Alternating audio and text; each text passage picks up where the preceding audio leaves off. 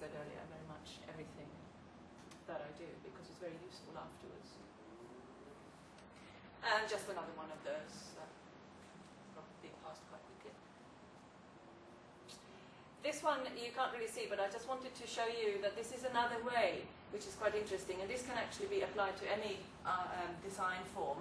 This is a very quick instruction that has almost said that do a performance or do a movement of 5 meters, stay there for 5 minutes, continue for an hour, develop this into a year-long exercise that you look at every day.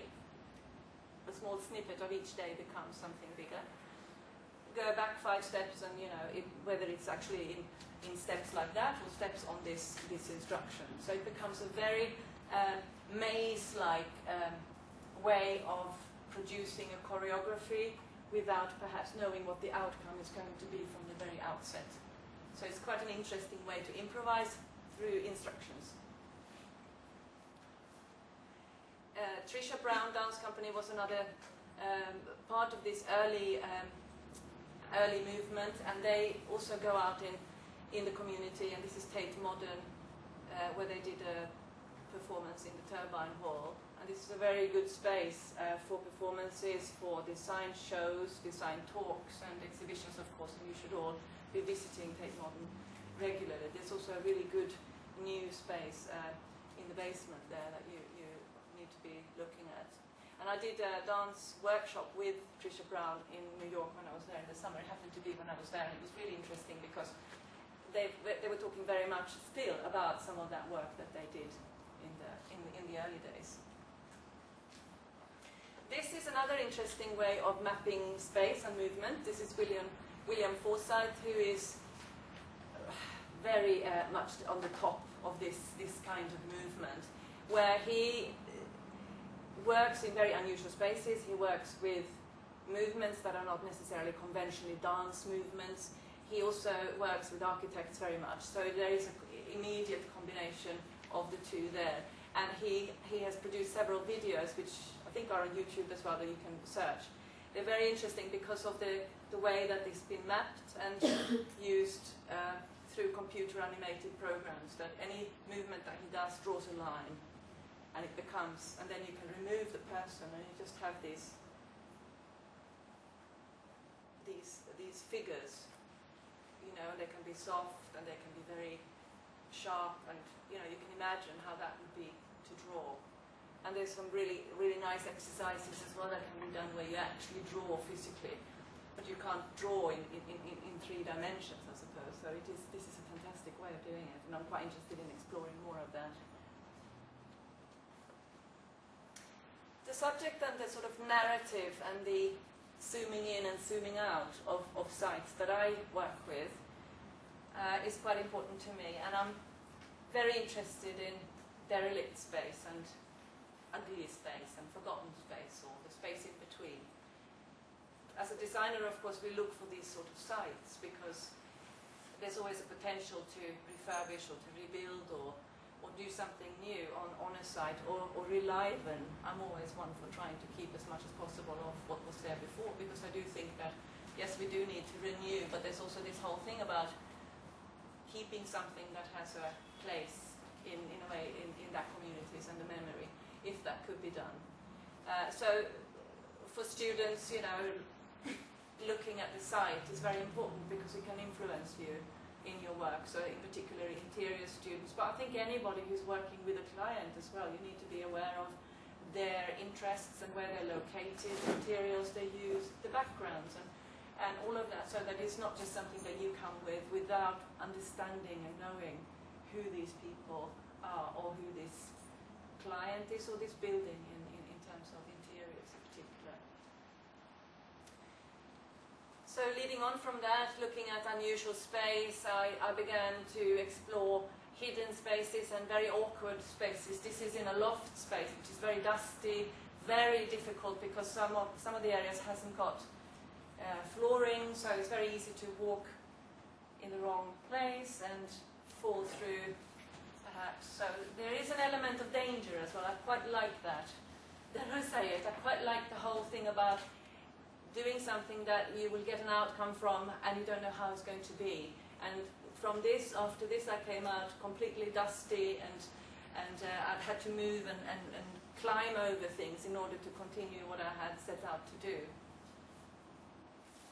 And this one is a short piece that I did, because all of these spaces that I visit and do dance work in, or somehow intervene with through body dance and movement, I record them so that there is a sort of 1 minute, 30 second, 3 minute, 5 minute video of that, and then that can be edited in post-production. And this is another derelict site that I actually went into without. I think you're not necessarily supposed to go in there, but I did, and I think to me that was really exciting, and that brings me back to how I was feeling before, and I think this is quite important as how we grow up and what we bring with us from our childhood. And I think I've mentioned that before, and to me that's very important, because I used to be very interested in unlived, space where nobody lived, and I used to collect keys and hope that I could actually get in with these keys, and sometimes we did, because it was just in this little small community where there were a lot of houses where people didn't live, or big buildings, or factories and things like that, and that has always interested me, and the whole thing about going into this place reminded me of that, and it kind of made me comfortable in there, because it was already part of what I knew very much about. So as I said before, I went to New York in the summer, and unfortunately, of course, now we've heard so much about that on the news, and this particular space is on Staten Island, and that is where a lot of the hurricane, of course, was. So it's been really strange to see this, because I know how it was. This was also quite a slightly dangerous place, because you had some sort of odd groups hanging around in the sort of bushes around, and it isn't somewhere where you would normally go and sunbathe or anything. It's quite a sort of forgotten beach with a lot of rubble and broken glass and that sort of thing. But again, I think that to me was very important, that I did go there, and I was almost, looking behind my shoulder all the time. Is somebody coming along, and do I have an exit route? And that was very interesting. And again, spatially going back to that, so there's two things. Obviously, there's the site that you choose and why you choose that, but there is this thing that happens there as well, which is the story that I now have to tell about this place, and how that has educated me and how I can push my work forward. So I cannot stress how important it is and how wonderful it is to explore and experiment with these kind of things.